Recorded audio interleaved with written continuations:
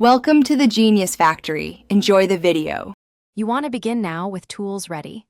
A safety pin or a coated hanger works. First, clear any lint from the waistband channel so the pin can slide. Next, securely fasten the safety pin to the string end. Make sure it's closed so it won't snag. You insert the pin into the waistband opening and feed a few centimeters in. Move slowly and keep the fabric flat. That prevents the pin from catching or folding the channel. Once the pin is in, you advance it in short, deliberate pushes. Don't yank.